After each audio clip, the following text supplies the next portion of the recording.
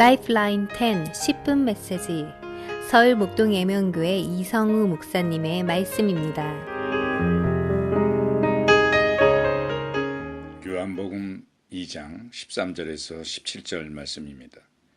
유대인의 유월절이 가까운지라 예수께서 예루살렘으로 올라가셨더니 성전 안에서 소와 양과 비둘기 파는 사람들과 돈 바꾸는 사람들이 앉아 있는 것을 보시고 노끈으로 채찍을 만드사 양이나 소를 다 성전에서 내쫓으시고 돈 바꾸는 사람들의 돈을 쏟으시며 상을 엎으시고 비둘기 파는 사람들에게 이르시되 이것을 여기서 가져가라. 내 아버지의 집으로 장사하는 집을 만들지 말라 하시니 제자들이 성경 말씀에 주의 전을 사모하는 열심히 나를 삼키리라 한 것을 기억하더라. 아멘. 세상 사람들에게 가장 민감한 문제는 물가입니다. 물가는 국민 생활의 기초이기 때문에 이 기초가 흔들리면 어떤 정부도 국민의 지지를 얻지 못합니다. 신앙인들에게 가장 민감한 문제는 교회가 바로 되고 있느냐 잘못되고 있느냐 하는 것입니다. 왜냐하면 성도의 존재 근거가 교회에 있기 때문입니다. 예수님 당시 하나님의 백성들에게 가장 민감한 문제는 성전이었습니다. 왜냐하면 그들은 성전 중심의 삶을 살았기 때문입니다. 그런데 당시 하나님의 성전은 더 이상 더럽혀질 수 없을 정도로 더럽혀져 있었습니다. 헤롯이 유대인들의 환심을 사려고 46년에 걸쳐 성전을 개축하고 있었지만 그는 또 한편으로는 다른 이방신을 위해서도 성전을 지어 바쳤습니다. 또 그 성전을 관리하는 대제사장들과 제사장들도 헤롯이 임명하거나 돈을 주고 그 직분을 산 사람들이었습니다. 그들은 하나님의 성전 안에서 유월절 특수로 짭짤한 재미를 보고 있었습니다. 유월절이 되면 전 세계에서 수백만 명의 유대인들이 성전에 몰려와서 하나님께 제사를 드렸습니다. 로마는 사회적 안정과 여행의 안정을 보장해 주었고 그동안 꼼짝 못하던 유대인들은 예루살렘에 몰려들기 시작했습니다. 그 결과 성전 당국에 막대한 이권과 수입을 가져다 주었습니다. 이렇게 타락한 성전으로 인해 진정한 신앙을 가진 사람들은 과연 하나님의 성전이 이렇게 타락해도 될까 하는 두려운 마음이 있었지만 아무도 입을 떼지 못했습니다. 당시 가장 높은 권위를 가지고 있는 성전을 향해서 어느 누구도 비판이나 책망을 할 수 없었기 때문입니다. 이때 유월절이 가까운 때에 예수님께서 예루살렘으로 올라가 성전에 들르셨다가 행하신 장면이 오늘 본문의 모습입니다. 이 성전에서 행하신 예수님의 행동과 말씀의 의미를 살펴보길 원합니다. 만일 우리가 오랜만에 부모 집을 찾아가게 되었는데 웬 모르는 사람들이 아버지의 집에 들어와 온 집안에서 음식을 만들어 먹고 오물을 버리면서 더럽히고 있다면 어떻게 하겠습니까? 당장 달려들어가서 그 집에서 음식을 만들어 먹는 자들을 다 나가게 하고 거기에 있는 오물들도 치우게 할 것입니다. 만약 그 사람들 중 하나가 내가 뭔데 이러느냐 한다면 우린 즉시 이 집은 내 아버지의 집이요. 당장 이 집에서 나가시오라고 소리칠 것입니다. 예수님께서 성전에 올라가셨을 때 성전 안에는 장사하는 자들로 가득했습니다. 거기에는 재물이 아닌 판매용 소와 양이 우글우글했고 돈 바꾸는 상인들도 질비했습니다. 그들은 하나님의 성전을 이용해서 큰 수입을 올리는 장사를 하고 있었습니다. 모두들 그렇게 하면 안 되는 줄은 알고 있었지만 아무도 이 사람들을 말리지 못했습니다.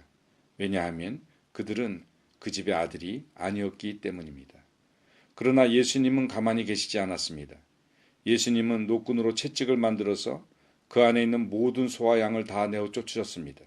돈 바꾸는 자들의 상을 엎어서 돈을 쏟으셨습니다. 그리고 비둘기를 파는 자들에게 이것을 여기서 가져가라. 내 아버지의 집으로 장사하는 집을 만들지 말라며 몰아내셨습니다. 예수님께서는 평소에 그의 모습과 달리 너무나도 열정적으로 장사꾼을 성전에서 몰아내셨습니다.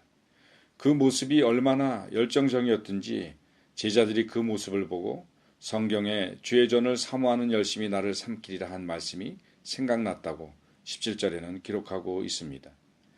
예수님께서 이렇게 성전을 청결케 하는데 열정을 내신 이유가 무엇일까요? 그것은 그가 바로 이 성전의 주인이신 하나님의 아들이었기 때문입니다. 예수님은 아들의 자격으로 어느 누구도 할 수 없는 이 일을 하신 것입니다. 예수님께서는 성전을 청결케 하시는 이 일을 통하여 자연스럽게 자신이 하나님의 아들이심을 보여주셨습니다. 지금까지 살펴본 요한복음 1장, 2장을 보게 되면 예수님께서는 계속해서 자신이 하나님의 아들이심을 가르쳐 주고 계십니다.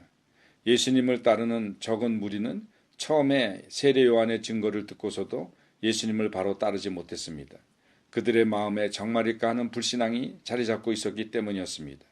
예수님은 이런 그들의 마음과 그들의 모든 것을 다 알고 계심을 나타내심으로 참 이스라엘의 왕이심을 드러내셨습니다. 나다나엘이 무화과 나무 아래서 의로운 나라를 위해 탄식하고 있었음을 다 알고 계신다고 말씀하심으로 인해서 예수님의 신성을 드러내셨습니다. 그리고 물로 포도주를 만드심으로 창조의 주인이심을 보여주셨고, 이제는 성전에서 장사하는 자들을 사정없이 내어 쫓으시고 내 아버지의 집으로 장사하는 집을 만들지 말라고 하심으로 자신이 하나님의 아들이신 것을 친히 몸으로 입으로 증거하고 계신 것입니다. 이렇듯 주님이 주신 은혜는 아주 작게 한 번만 깨닫게 하고 끝나지 않습니다. 주님은 더욱더 명확하게 거듭거듭 반복해서 자신을 나타내어 주십니다. 믿음을 가진 자에게는 자기 자신의 모습을 더욱더 분명히 깨달을 수 있도록 보여주십니다.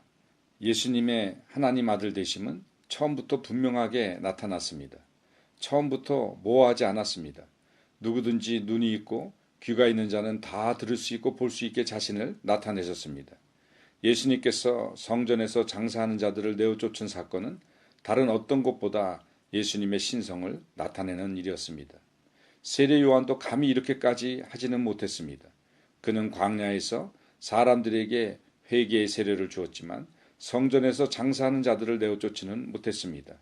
왜냐하면 이것은 오직 하나님의 아들만이 할 수 있는 일이기 때문입니다. 하나님의 일은 결코 모호하지 않습니다. 하나님의 일은 우리의 생각과 다릅니다. 그렇지만 우리의 생각과 다르다고 해서 그것이 모호한 것은 아닙니다. 하나님은 하나님의 뜻을 분명히 하나님의 말씀으로 계시하셨습니다.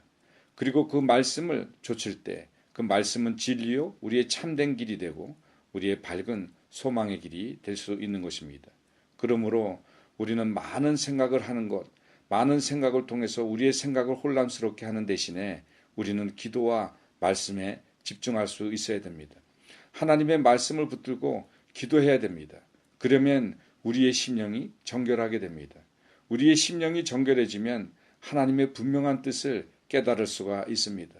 하나님의 뜻이 이건가 저건가고 갈등하고 혼란스러워할 필요 없이 하나님의 말씀을 붙들고 기도하는 가운데 이것이 분명히 하나님의 뜻이구나 하는 것을 깨달을 수 있게 된다는 것입니다.